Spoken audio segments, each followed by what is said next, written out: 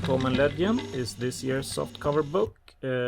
It's to celebrate the comic book in Sweden for 70 years, and Finland had its own, but they're celebrating 80 years of the comic book strip. So same content, but they're celebrating different things, and I mean it feels more made for Sweden, since it's this cover that is a remake of the first issue. I only have the facsimile here, and it's actually been redone earlier by Salvaluto in 2011. So who did it best? I would probably go with the new one. That is Luca Arbata made that cover, and I must say the quality of these strips, they actually, like, the selling point was they have rescanned all the stories with better qualities, and I must say the strips actually looks really nice, in my opinion. And I love that, and I also love that the glue is working, so not all the pages are falling out like last year's softcover book. It contains 5 stories and some great articles written by Andreas Eriksson, and it's all in black and white. First off, it's Repfolket, or The Rope People, by Lee Falk and Wilson McCoy. Here's an article by Andreas. This might be my favorite McCoy story. It's smart and fun, and it's the current Phantom, and he has to redo the great deeds that his grandfather did to prove that he's the same man, the Phantom. And it's funny and smart, and yeah, I like it.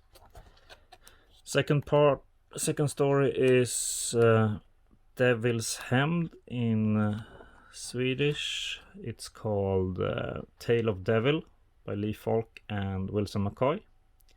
It's also a good story, and it's almost 2 stories in one. First, it's about this ruthless prince that forces animals to fight for his amusement. But then it goes over to a redemption story where the evil man changes his way because of his encounter with the Phantom. So he goes from being this very bad person to get his act together.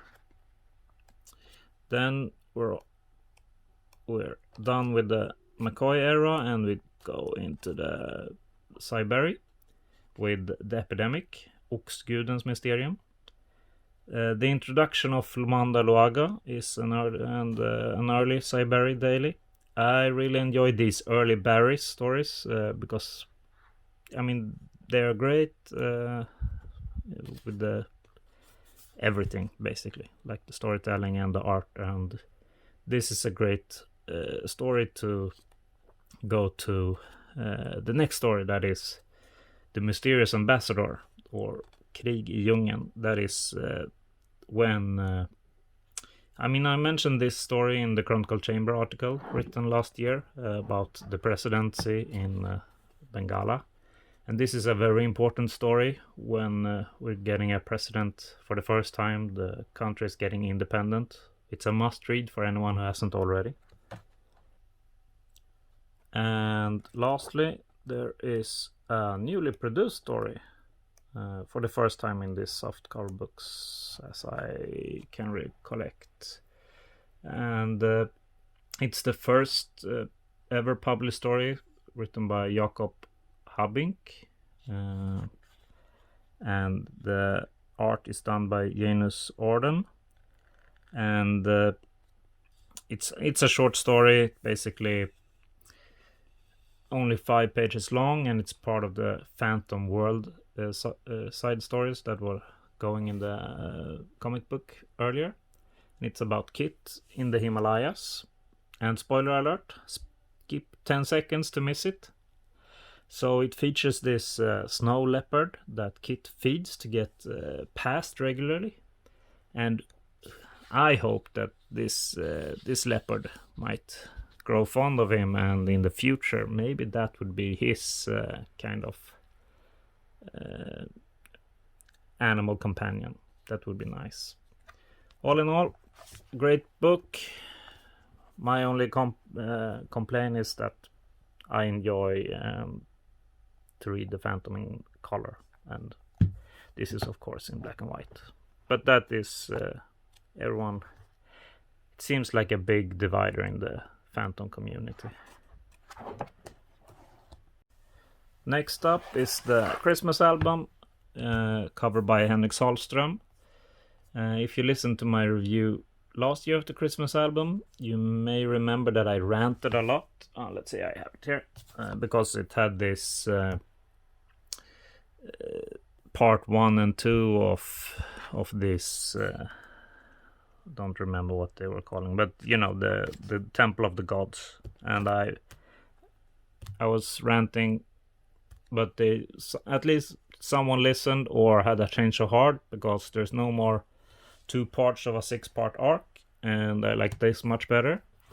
Start off with a story called The Crime Apprentices by Tony DePaul and Paul Ryan, and it's a nice story about an old convict that wants the Phantom to save his kids from making the same mistakes as he did.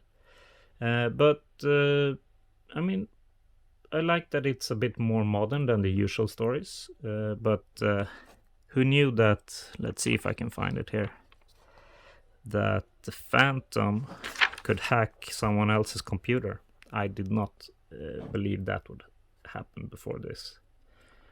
And then there's this next story called, let's take all the Phantom's World stories afterwards. The Lost Catacombs. And this is the story about some people getting caught with a suitcase full of human bones outside of the presidential palace. Why do they have them, and for what purpose? Yeah, I won't spoil it, but an enjoyable story. And then there's 3 of these Phantom's World stories. All of them have been published in the comic book earlier.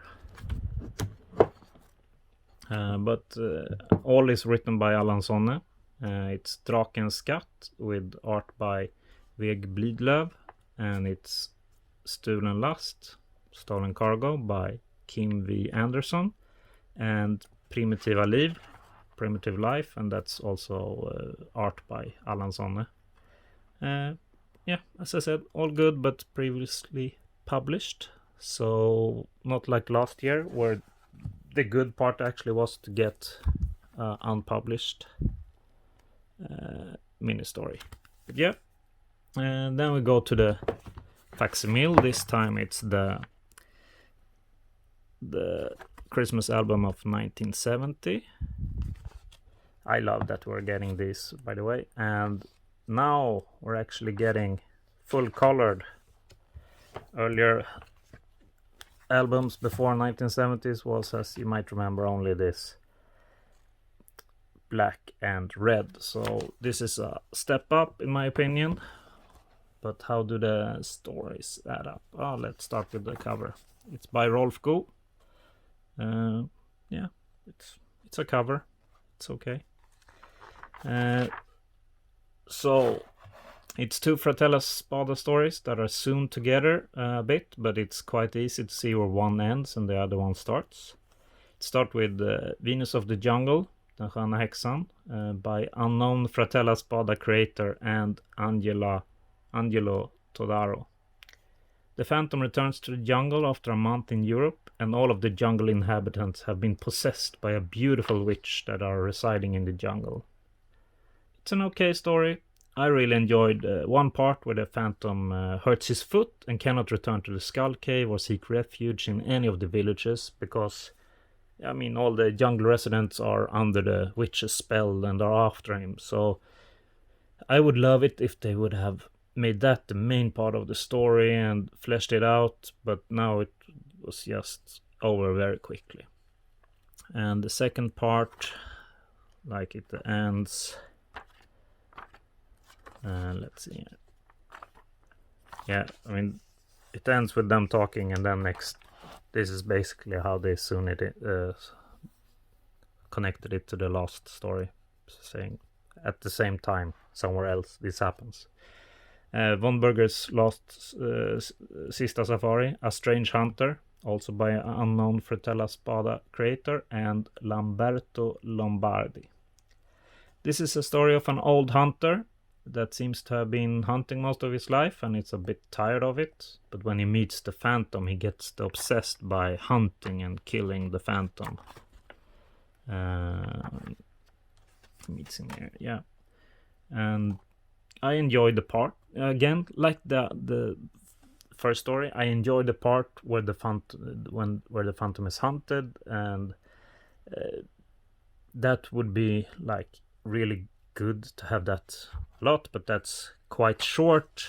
The build up is very long, but yeah, maybe I am just more action oriented than when this was created. And that's it for me. Thank you for listening. Happy Fantoming.